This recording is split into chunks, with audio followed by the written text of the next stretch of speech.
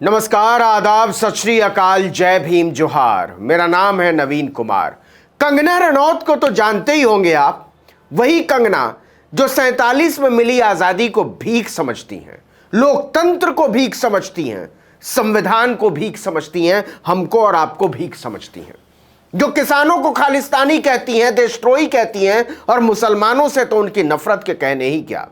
वही कंगना जब किसानों के चपेटे में आई तो झुककर सलाम भी करना पड़ा, माफी भी मांगनी पड़ी और वक्त भी देना पड़ा।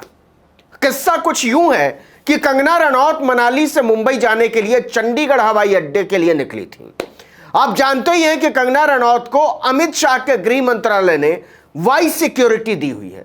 इसलिए कंगना हिमाचल में अपने घर से जब मुंबई के लिए रवाना हुई, तभी से उनके काफिले के आगे आगे पंजाब पुलिस की 2 पायलट कार सिक्योरिटी के लिए चल रही थी। लेकिन जब काफिला चंडीगढ़ ऊना हाईवे पर कीरतपुर साहिब के पास पहुंचा तो वहां किसान जमा थे। उन्हें पुलिस से पता चला कि गाड़ी में तो मैडम कंगना रनौत बैठी हुई है। इसके बाद तो किसानों का गुस्सा फूट पड़ा। उन्होंने कंगना की गाड़ी चारों तरफ से घेर ली। पूरे इलाके में कंगना को घेरे जाने की खबर आग की तरफ फैल गई। इसके बाद तो देखते ही देखते किसानों के जत्थे कीरतपुर साहिब की तरफ चल पड़े, जहां कंगना अपनी गाड़ी में बैठी हुई थी। इनमें सैकड़ों की तादाद में महिलाएं भी थीं। उन्होंने कंगना रनौत से कहा कि किसानों को देशद्रोही कहने के लिए पहले माफी मांगो, तब हम आगे जाने देंगे यहां से। उनकी गाड़ी के चारों तरफ महिलाएं जमा हो गई थीं और उसके बाहर के घेरे में हजारों किसान। स्थानीय पुलिस को इसकी सूचना मिलते ही अफरा तफरी मच गई। पंजाब पुलिस के कई सीनियर अफसर भी मौके की तरफ रवाना हुए, लेकिन कोई फायदा नहीं हुआ। कंगना के सुरक्षा कर्मियों और पंजाब पुलिस के जवानों ने कंगना की गाड़ी को घेर लिया उन्हें बचाने के लिए। लेकिन किसानों ने साफ साफ मांग रख दी थी कि हम कुछ और नहीं चाहते, बस कंगना अपनी करतूतों के लिए माफी मांग ले और मुंबई जाकर आराम से शूटिंग करें। हम उन्हें एक पल के लिए भी नहीं रोकेंगे। जिस वक्त घेराव हुआ, कंगना की गाड़ी के आगे उनके सिक्योरिटी वाहन और इसके आगे पंजाब पुलिस की भी 2 गाड़ियां लगी हुई थीं। इसके बावजूद विरोध को रोका नहीं जा सका। लोग लगातार मांग कर रहे थे कि कंगना अपनी गाड़ी से बाहर निकले और पंजाबियों और खासकर सिखों और महिलाओं से माफी मांगे। पंजाब पुलिस के अधिकारियों ने किसानों को बहुत समझाने की कोशिश की। कंगना माफी मांगने को तैयार नहीं थी, लेकिन किसान माफी मंगवाने की जिद पर अड़े रहे। खासकर महिलाओं ने कंगना की गाड़ी के आगे रोष व्यक्त कर माफी मांगने को कहा कि बाहर निकलो। महिलाओं ने कंगना से कहा कि वो उनकी बेटी की तरह हैं, लेकिन उन्होंने किसानों और पंजाब की महिलाओं के प्रति निहायत फूहड़ बयान दिए हैं। आपने किसानों और किसानी दोनों को नीचा दिखाया है, माफी तो मांगनी पड़ेगी।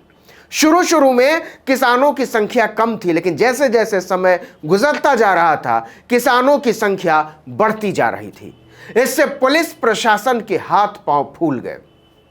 किसान मजदूर यूनियन श्री आनंदपुर साहिब के अध्यक्ष सेठी शर्मा ने महिलाओं के साथ कंगना रनौत के काफिले को घेरा तो उन्होंने कहा कि जब तक ये अपने किसान विरोधी विवादित बयान पर माफी नहीं मांग लेती, तब तक तो आगे हम नहीं जाने देंगे, आप चाहे जो कर लीजिए।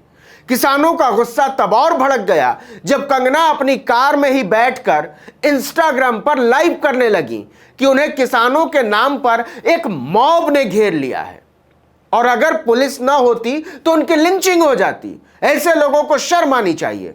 कंगना रनौत की सारी तिकड़म धरी की धरी रह गई, लेकिन उनकी गाड़ी आगे नहीं बढ़ पा रही थी। कंगना रनौत का बूता चलता तो वो किसानों पर गोली चलवा देती, लेकिन पंजाब पुलिस और सीआरपीएफ के जवानों ने किसानों के साथ जबरदस्ती करने से इनकार कर दिया। वो आराम से इंतजार करते रहे। सारी वाई सिक्योरिटी धरी की धरी रह गई और निहत्थे किसानों के स्वाभिमान ने हथियारों के दम पर इतराती कंगना रनौत को बेचारा और बौना बना दिया। जब लगा कि किसान कंगना रनौत को बिना माफी हरगिज एयरपोर्ट नहीं पहुंचने देंगे, तो पुलिस के अनुरोध पर उनकी मैनेजर ने कंगना से बात की। इसके बाद कंगना माफी मांगने पर राजी हो गई। वो कार से बाहर निकली और किसान महिलाओं से बाकायदा माफी मांगी। कंगना ने एक महिला किसान के आगे गिड़गिड़ाते हुए कहा कि तुम मेरी मां जैसी हो, मुझे जाने दो प्लीज, इस पर महिला ने कहा कि तुम भी मेरी बेटी जैसी हो, लेकिन हमारे घरों की बेटियां किसानों को नीचा नहीं दिखाती, उनके साथ बदसलूकी नहीं करती, बेहयाई नहीं करती। इस पर कंगना ने कहा कि मेरे शब्द आपके लिए नहीं थे, शाहीन बाग के बारे में थे। किसान भी बात को आगे बढ़ाना नहीं चाहते थे। माफी मांगने के बाद कंगना कार से बाहर निकली, हवा में हाथ हिलाया और प्यार जताया तो किसानों में शोर मच गया कि कंगना ने माफी मांग ली है। किसान वहीं सड़क पर भंगड़ा करने लगे। इस पर महिलाओं ने कंगना से कहा कि हम तुम्हें जाने देते हैं, लेकिन तुम किसानों को नहीं समझ पाओगी, उनका दिल बहुत बड़ा होता है, तुम्हारी तरह छोटा और ऊंचा नहीं। जाओ, खुश रहो। आपको याद हो तो कंगना ने जब किसानों को खालिस्तानी और देशद्रोही कहा था, तब दिल्ली बॉर्डर पर प्रदर्शन कर रही महिलाओं ने कहा था कि कंगना तैनू 80 एथे ही टंगना, मतलब कंगना तुम्हें किसान ही सबक सिखाएंगे। वो बात सच साबित हो गई। कीरतपुर साहिब में महिलाओं ने कहा कि पंजाबी महिलाएं, सिख महिलाएं जो कहती हैं वही करती हैं। कंगना की आदत है मां बेटियों की इज्जत से खिलवाड़ करना। उन्होंने कई बार पंजाब के किसान महिलाओं पर विवादित और फूहड़ टिप्पणी की है।